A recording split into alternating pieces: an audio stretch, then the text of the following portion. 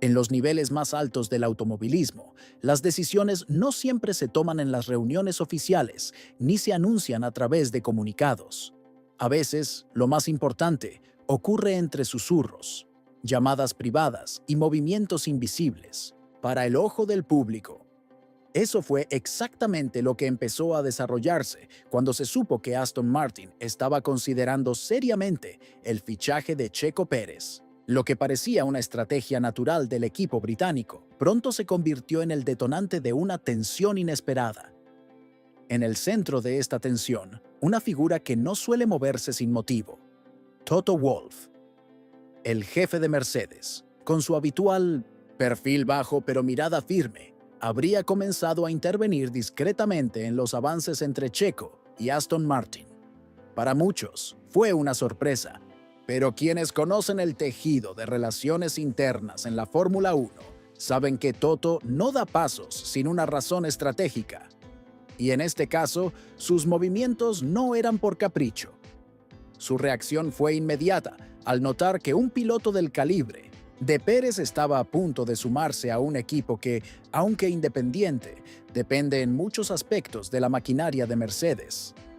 Aston Martin, más allá de su identidad visual y estructura directiva, tiene vínculos estrechos con Mercedes. Desde las unidades de potencia hasta el acceso a ciertos componentes clave, hay una red de cooperación técnica que se mantiene silenciosa pero firme. Y ese vínculo otorga a Wolff un margen de influencia que, aunque no es absoluto, sí es lo suficientemente relevante como para intentar frenar o ralentizar decisiones que no le convienen a nivel competitivo o estratégico. En este caso, ver a Checo con ese mono verde podría implicar más de lo que parece. Lo interesante es que el interés de Aston Martin por Checo no fue improvisado. Ya desde hace meses, ciertos acercamientos habían sido sugeridos de forma informal. Algunas conversaciones, aparentemente inocentes, comenzaron a adquirir seriedad. Lo que antes eran posibilidades, ahora eran planes. Y cuando esos planes llegaron a oídos de Wolff, su reacción fue sutil, pero eficaz. No con amenazas ni prohibiciones abiertas, sino con un juego de ajedrez que consistía en dejar claro que no todos estaban cómodos con el posible movimiento. Mientras tanto, en el entorno de Checo, la posibilidad de recalar en Aston Martin era vista con seriedad. No se trataba de una simple salida elegante de una situación tensa. Era una oportunidad de aportar experiencia y liderazgo a un equipo que aún se está formando desde dentro. Para Checo, que ha vivido todo tipo de escenarios en su carrera, el interés de Lawrence Stroll no era solo una propuesta atractiva, era una apuesta por estabilidad y protagonismo. Pero la presencia de Toto Wolff en el panorama alteró el ritmo natural de esa negociación. Dentro de Aston Martin comenzaron a notarse ciertas demoras, reuniones que se aplazaban, decisiones que, de pronto, necesitaban más análisis. Nadie hablaba abiertamente del tema, pero todos sabían lo que estaba pasando. El equipo se encontraba entre dos fuegos. Por un lado, el deseo interno de Minot Johnson de reforzar la alineación con un piloto experimentado y resiliente. Por otro, la presión implícita de un socio técnico que no veía con buenos ojos ese movimiento. Y en el medio, una pregunta incómoda: ¿cuánto poder está dispuesto a ceder? ¿Aston Martin para mantener su independencia? Toto Wolff, con su habilidad para manejar tensiones sin perder la compostura, no buscaba un enfrentamiento abierto. Sabía que una oposición frontal podía volverse en su contra. En lugar de eso, su estrategia consistía en generar dudas, en sembrar la inquietud necesaria para que los propios ejecutivos de Aston Martin reconsideraran el paso. Porque, desde su perspectiva, permitir que Checo aterrizara en ese garaje podría significar más presión sobre Mercedes. Y Toto no acostumbra ceder terreno sin pelearlo. La figura de Lawrence Stroll comenzó a ganar protagonismo en esas semanas. Fiel a su estilo, el empresario canadiense no mostró emociones ni reveló su postura en público. Pero dentro del equipo, sus decisiones eran cada vez más firmes. Para él, la idea de tener a Checo no era solo una cuestión técnica. Era una declaración de principios. Una forma de demostrar que su proyecto no se subordinaba a nadie, ni siquiera a Mercedes. Pero sabía que dar ese paso tendría consecuencias, y por eso, cada movimiento debía estar calculado al milímetro. Mientras tanto, Checo seguía en silencio. No desmentía, no confirmaba.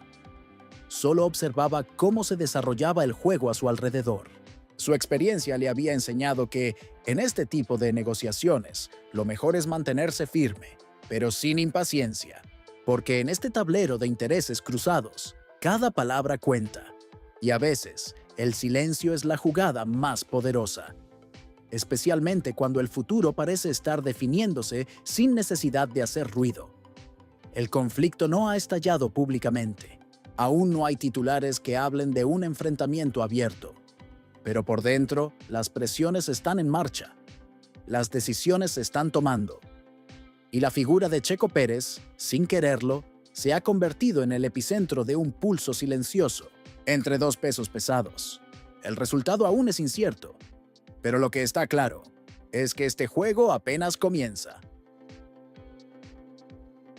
Los días posteriores a las maniobras de Toto Wolff estuvieron marcados por una mezcla de incomodidad y cautela dentro de Aston Martin. Aunque no se mencionaba abiertamente su intervención, los efectos de su influencia eran cada vez más visibles. Ingenieros que antes trabajaban con total libertad empezaron a consultar decisiones técnicas con departamentos que antes no intervenían. Directivos que impulsaban el fichaje de Checo ahora parecían más inclinados al silencio. Había algo en el ambiente que no cuadraba, como si una presencia invisible hubiese reconfigurado la dinámica del equipo.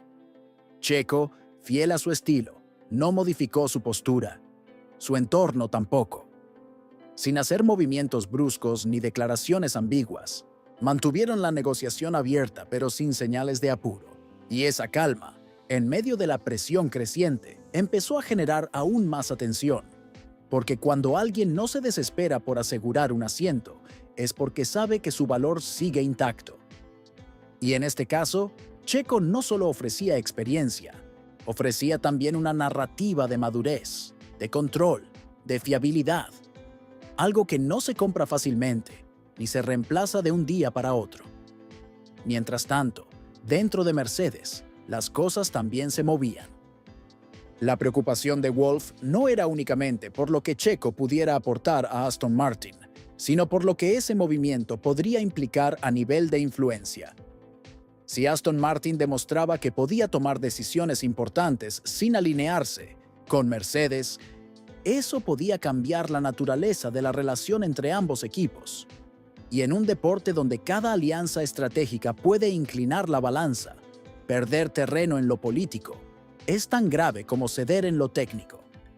En el centro de esta partida, Lawrence Stroll empezaba a mostrar señales de estar dispuesto a asumir el riesgo.